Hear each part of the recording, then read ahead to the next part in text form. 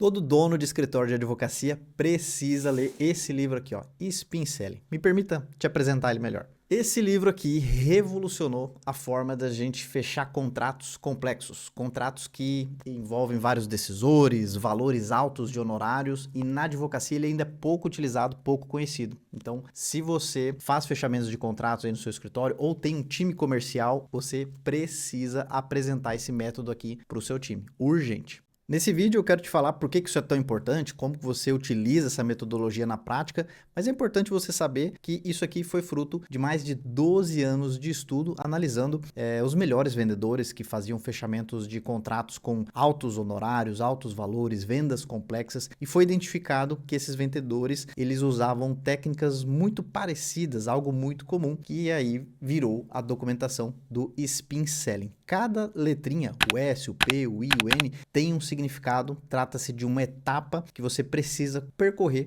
para fechar esses contratos com melhor valor e ter mais eficiência no fechamento de contratos. Então, vou te mostrar isso aí na prática, como você pode usar isso aí na sua advocacia. O Spin Selling nada mais é que esse acrônimo de situação, problema, implicação e necessidade. São algumas etapas que vão ocorrer naturalmente durante o atendimento do seu cliente, não necessariamente nessa ordem. Talvez o cliente já chega falando do problema, você tem que voltar um pouco aqui para a situação. Então não é algo linear, mas é algo que acontece ou deve acontecer para que o cliente não só te relate um problema e você apresente uma proposta. O nível de fechamento de contratos é baixo se você só atua dessa forma. Problema, proposta. Problema, proposta. Então é muito importante que você desenvolva etapas aqui de implicações, que é dar muita clareza para o cliente e nas palavras dele, ele entender o que acontece se ele não resolver urgente, se ele não resolver contigo, como que o problema pode ser ainda maior, e a necessidade, nas palavras do próprio cliente, ele entender que talvez o que ele estava querendo não é o que ele precisa, que talvez ele precisa de um outro tipo de acompanhamento, um outro tipo de solução,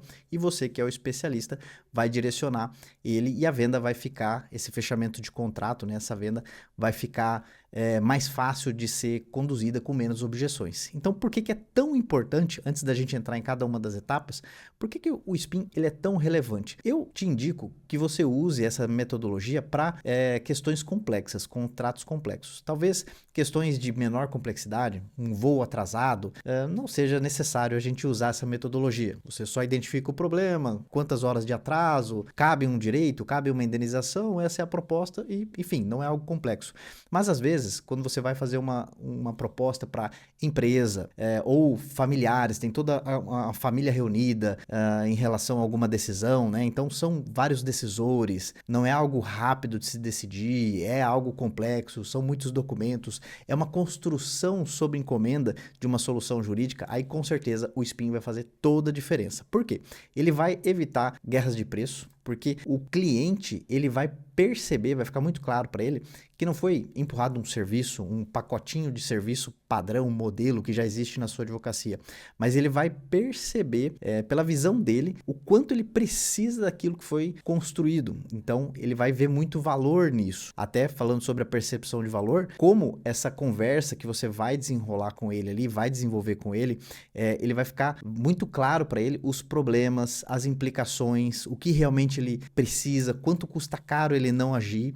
Então isso vai até te ajudar a justificar o valor dos honorários que você vai estar praticando, além da confiança que vai ser muito aumentada, porque o cliente tem uma percepção clara que não se trata de mais um cliente na advocacia com uma proposta padrão. Ele vai ter essa percepção que foi construído algo sob encomenda, muito personalizado, não é uma solução já pré-pronta, um modelinho que foi imposto pelo advogado, e com certeza isso vai fazer toda a diferença na hora de você fechar o contrato, porque o próprio cliente vai reconhecer que ele precisa exatamente daquilo que está sendo proposto, que está sendo sugerido ali, e então as objeções e atritos, né, para fechar o contrato vão ser extremamente reduzidos. Então vamos ver isso aqui na prática. Primeira coisa, situação, etapa de situação. Quando o cliente chega até você, a gente vai precisar passar por essa etapa aqui de situação, que a gente vai querer entender o contexto, de que valores a gente está tratando? Já foi feita alguma coisa antes? Tem algum prazo? Então a gente vai entender realmente o que está acontecendo. E aqui tem uma dica muito, mas muito importante que muitas pessoas que até leem o livro e vão aplicar acabam cometendo. Não está escrito isso no livro, mas pela nossa experiência vale a pena eu relatar isso aqui para você. Limite na prática, não que fique só na teoria do livro, mas limite a no máximo 10 minutos essa etapa. Você não pode gastar mais que isso, tá? Fazendo perguntas para o cliente, porque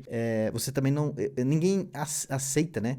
Entrar numa entrevista. Isso aí mostra despreparo. É como se você tivesse com uma dor muito urgente, chegou no hospital e aí a pessoa começa a fazer sua ficha. CEP, nome de um contato reserva, telefone, endereço, RG. Falo, meu Deus, me ajuda.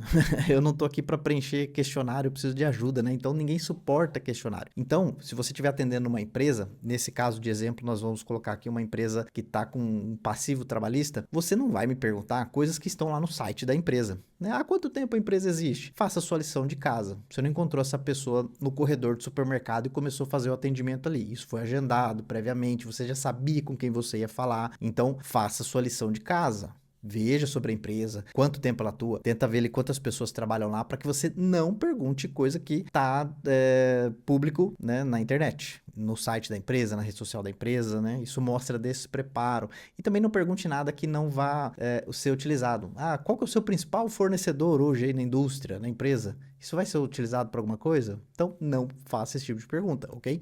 Então, antes de aplicar as perguntas de situação, é muito importante você fazer o seguinte: rapport, obviamente, tá? Você vai ter que começar qualquer reunião com um quebra-gelo, com um elogio. Isso aí é óbvio, tá? Mas é importante reforçar, já que a gente está falando da melhor aplicação do Spin Selling na advocacia. Você vai começar a reunião sempre quebrando um gelo, né, fazendo algo assim, e aí você vai fazer permissão, vai pedir permissão, né, para fazer as perguntas.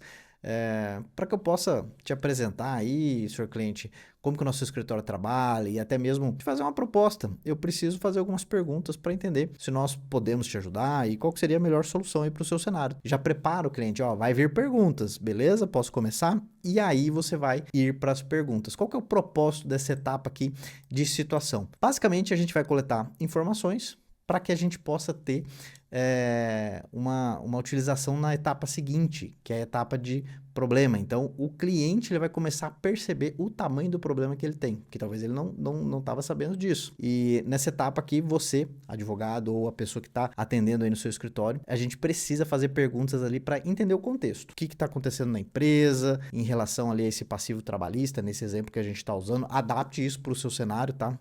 O uso do SPIN, ele é praticamente limitado. Se é uma situação complexa, ele se encaixa. Então, faça esse ajuste aí para a demanda do seu cliente, tá? Então, o objetivo aqui, a gente não vai vender, a gente não vai falar do histórico do escritório, que a gente é experiente, que a gente tem um caso parecido que já resolveu. Não vai falar nada disso. Aqui a gente vai só compreender o cenário do cliente. Então, um exemplo. A empresa chegou aqui com um passivo trabalhista e está precisando de ajuda aqui para esse caso específico. Então, a gente precisa saber aqui se, de fato, é um problema que aconteceu, está com uma intenção de fazer um trabalho mais preventivo, o que o cliente ele acha que ele quer, o que ele, na cabeça dele ele está precisando, o que ele está buscando.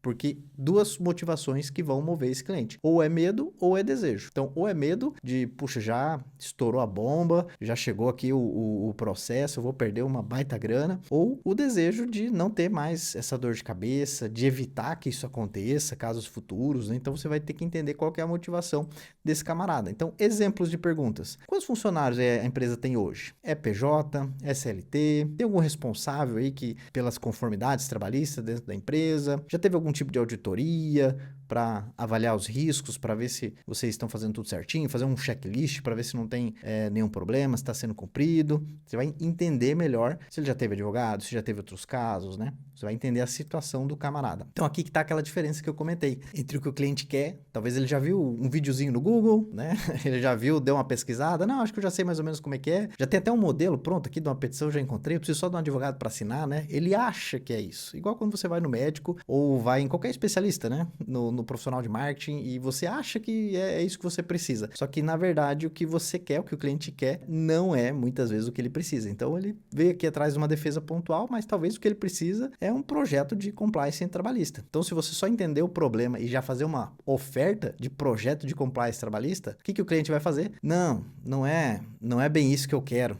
né? Não, beleza, vou ver outro, né? Então, por isso, você precisa seguir o método do SPIN. Por isso que é tão importante. Como que você faz ele comprar um projeto de compliance trabalhista se ele queria só uma defesa pontual? É através desse método. Então, você vai entender a situação do cliente e aí você vai fazer o seguinte. Aqui na etapa de problema, você vai identificar o problema na visão do cliente. Como que ele enxerga isso? Então, qual que é o propósito dessa etapa? Você vai fazer com que o cliente perceba que talvez ele nem tenha identificado ainda onde ele está se metendo. O problema que de fato ele tem. Ele não está sabendo. Ele tem um problema e nem sabe. Então, aqui que a gente vai mostrar para ele algumas coisas que ele não percebeu, como que ele está correndo um risco, fazendo as perguntas certas. Então, a ideia aqui é ajudar o cliente a perceber que tem alguns problemas ali e como que isso aí pode impactar ele. Problemas que talvez ele nem tinha ciência. Então, um exemplo. A sua empresa aí já enfrentou processos trabalhistas nos últimos anos? Ah, já, tal. Com que frequência?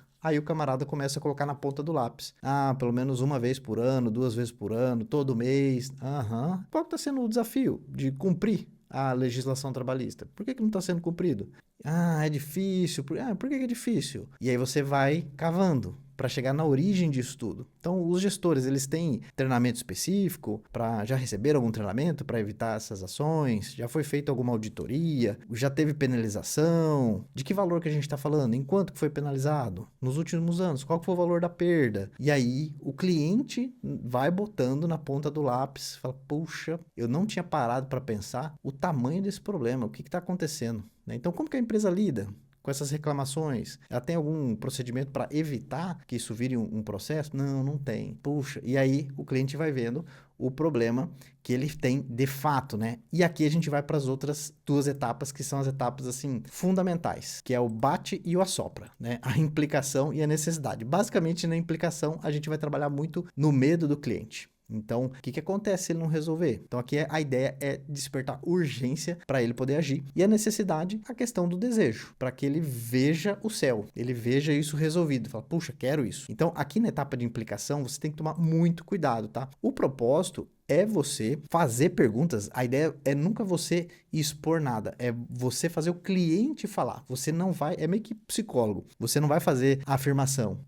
Eu acho que sua mãe não estava certa. Não, o psicólogo não vai afirmar nada. O psicólogo vai falar, é função de uma criança com X anos ter essa responsabilidade ou seria a responsabilidade da mãe? Aí o próprio paciente que vai falar, não, é da mãe, né?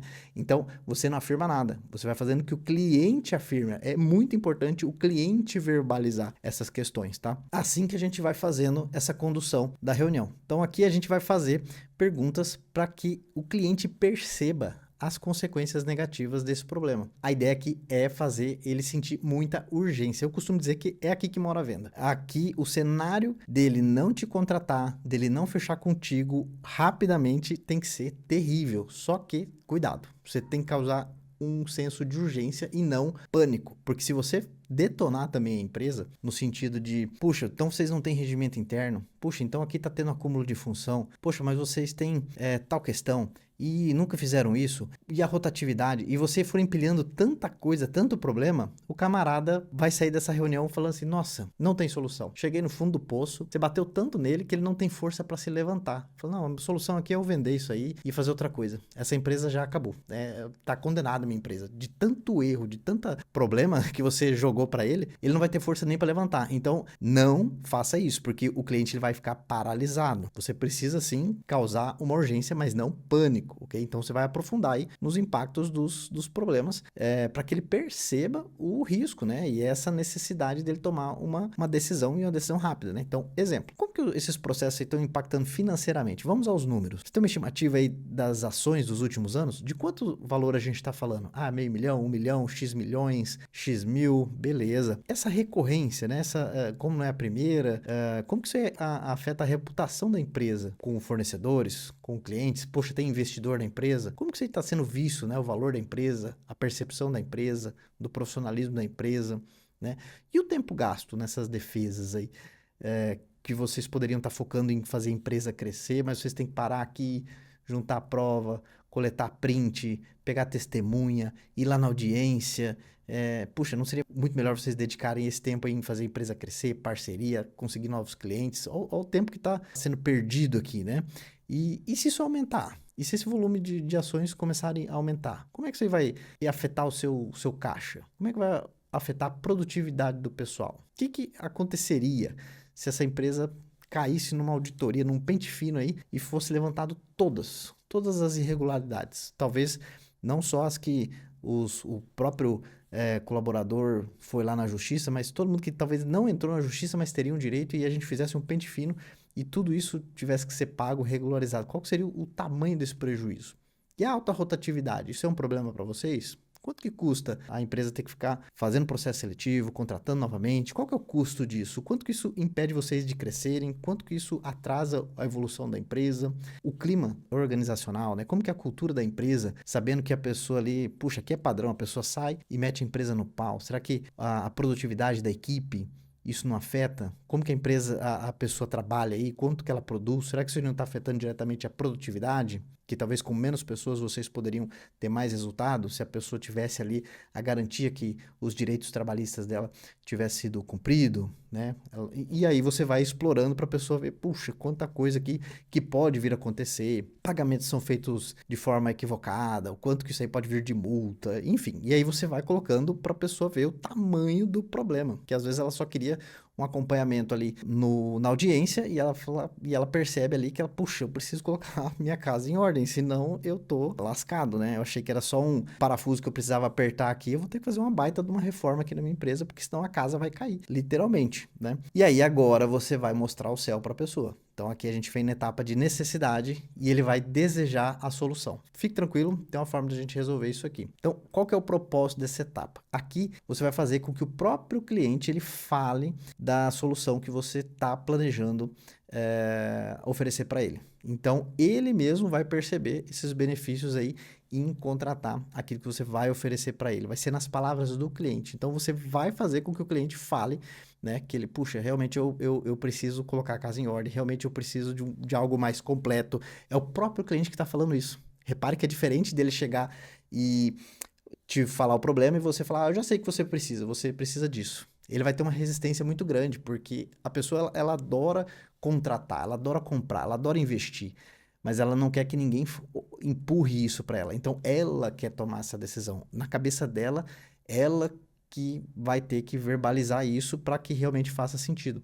Então, é muito importante para que essa condução do caso seja positiva e ela venha a fechar. Então, aqui você vai vender o desejo futuro.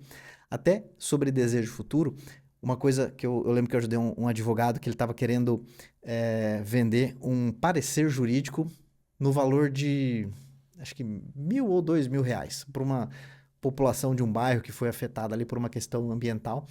E ele não estava conseguindo vender esse parecer jurídico. Entrava em contato com todos os moradores do bairro ali, ninguém queria comprar um parecer jurídico para receber uma indenização, né? E qual que estava sendo o problema? Ele estava vendendo um parecer jurídico e ele tinha que vender o desejo futuro. A indenização possível estaria ali em próximo de 200.000 reais. Então, o que eu sugeri para ele?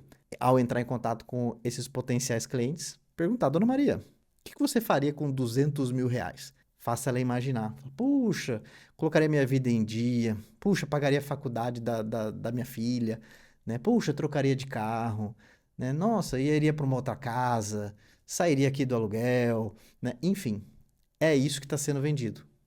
Quero esses 200 mil. O que eu preciso fazer para ter esses 200 mil? É através do parecer jurídico que a gente vai dar início nessa jornada rumo aos 200 mil. Então você não vai vender o produto ou serviço, mas a possibilidade de ganho. Venda a possibilidade de êxito. Você não vai prometer, você vai vender uma possibilidade de um possível resultado. É isso que a pessoa quer comprar.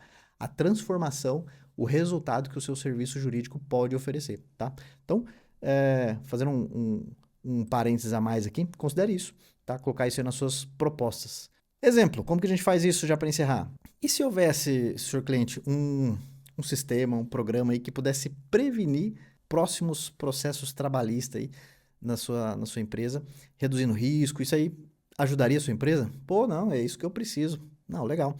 E os gestores, se eles tivessem um treinamento contínuo, tá sempre atualizado aí com as novas leis, com as práticas corretas, né, de compliance, você acredita que isso reduziria o risco? Ah, não, tem que ter. Isso aí tem que ter. Você vê que é o cliente falando já. Não, tem que ter. Tem que estar atualizado. Não, isso aí tem que fazer. Não tem jeito. Isso aí não tem como não ter. Legal. A gente falou aqui de valores, né? Você gastou aí nos últimos tempos ali 500 mil, 1 milhão, X milhões, né? E olha só, qual que seria a economia se a gente reduzisse aí 50% dos processos trabalhistas, né? Poxa, daria aqui 500 mil, 1 milhão, né? E olha só como isso vai ficar mais barato te contratar do que pagar todo esse passivo trabalhista, né? Então você já vai ancorar isso no valor da sua proposta. Ok? Então, o que significa aí para a sua equipe, né? Se vocês conseguirem aí focar mais no que realmente interessa no seu negócio, que é fazer a empresa crescer, ao invés de ter que ficar indo em audiência, pegando print, testemunha, pagando advogado, o que mudaria para você, né? Quando você fosse à noite ali, deitar a cabeça no travesseiro ali e saber que esse problema aí tá resolvido mais na sua empresa, que isso aí é passado, que não acontece mais. Nossa, não, seria ótimo. Poxa, o dinheiro é ruim, mas a dor de cabeça que eu tenho, né? A frustração, nossa, isso aí que me tira o sono, né? Então você tem que vender esse sonho, esse céu pro cliente, né? Como que seria a transformação na vida dele. E a produtividade da sua equipe, né? Eu tô dando, não que você vai fazer todas essas perguntas, tá? Mas tô dando direcionamentos aqui para você ter ideia de repertório, né? Você acha que agora a empresa tendo um novo posicionamento de, pessoal, a gente fez uma auditoria, pisamos na bola, mas a empresa é séria, a empresa não vai deixar nada de ser pago, nada que vocês tenham direito, então a gente já tá fazendo a correção, vamos fazer diferente, agora vamos para uma nova etapa. Tamo junto. Você acredita que a equipe não ficaria mais engajada, não aumentaria a produtividade, não reduziria a rotatividade? Ah, não, com certeza. Pô, imagina isso. A equipe mais engajada, gostando de trabalhar ali, produzindo mais, saindo menos pessoas, tendo ali não uma necessidade tão grande de ter um processo seletivo tão intenso ali para ficar sempre repondo as mesmas pessoas. Puxa, olha o treinamento de novas pessoas, tudo do zero, como que isso aí seria evitado, né? Então, basicamente, essas seriam as etapas, tá, que você precisa percorrer para fazer um fechamento de vendas complexas. Você vai precisar entender a situação da pessoa para que essa situação dê pistas dos problemas e os problemas a gente vai explorando, levantando problemas que ele nem sabe sobre isso, para daí a gente ir na implicação. Aqui a gente vai colocar vai colocar a faca e vai torcer, para a pessoa ver, nossa, nem imaginei que eu poderia ter isso a mais de problema. Ele tá com a ponta do iceberg aqui no problema, e você vai mostrar todo o iceberg. O buraco é bem mais embaixo, mas a gente tem uma forma de resolver. E aí você não precisa já fazer uma proposta já em seguida aqui, abrir ali um PowerPoint e jogar um valor, porque o risco de você passar uma proposta errada aqui também é enorme se você fazer isso, tá? Então, o que eu sugiro? Entendeu bem a situação, o cliente está bem engajado, o cliente concordou, ele já sabe o que ele precisa, agora é só você fazer uma oferta com valores, cronograma, como que seria a implementação disso, o que estaria envolvido no escopo, e não faça isso na pressa. O que eu recomendo? Agende um próximo encontro para você fazer a apresentação de proposta, não agende com mais de 48 horas, tá? Veja se você consegue falar, amanhã, senhor cliente, eu vou estar trabalhando comigo, com a minha equipe, na análise do seu caso, vou precisar de uma análise dos documentos, e aí, amanhã, no dia posterior, nesse mesmo horário, a gente pode se encontrar novamente para fazer uma proposta, a não ser que seja um caso de extrema complexidade, tem que avaliar uma quantidade enorme de documentos, alguma coisa assim, aí você pode colocar um período maior, mas eu recomendo que você não marque com mais de 48 horas, porque a pessoa vai esquecer de tudo isso aí, vai esfriar, então marque no máximo em 48 horas para fazer uma proposta totalmente alinhada com isso aí. Então, a proposta é exatamente essa. Conforme você relatou, o cliente, conforme você mesmo identificou, conforme você viu ali a necessidade, conforme a sua necessidade que você me contou, né? E aí tá aqui a proposta. Esses são os valores, formas de pagamento, cronograma para a gente implementar. Faz sentido para você não ter mais esse problema, evitar esse possível implicação, né? Então você vai trabalhando a sua proposta em cima disso. E eu tenho certeza que o Spin ele vai te ajudar. Tentei te passar de uma forma muito resumida, com certeza ficou muitas coisas para trás aqui, mas na verdade, a intenção aqui de você ter um gostinho por essa metodologia, buscar saber mais e se aprofundar nesse tema que eu tenho certeza que vai fazer toda a diferença aí para sua advocacia. E se esse conteúdo foi legal para você, seja legal com o conteúdo, dê um joinha, envie para sua equipe, envie para um colega advogado, deixe aqui nos comentários o que você achou desse conteúdo, que isso nos ajuda a fazer mais e melhores conteúdos para você. Se precisar de mais ajuda nessa implementação de setor comercial, se você quer fechar mais contratos aí na sua advocacia através de atração de clientes com marketing, técnicas comerciais, não deixa de conferir aqui na descrição alguns links de como que eu posso te ajudar a dar esses próximos passos. Então, obrigado aí pela sua atenção e até a próxima. Valeu!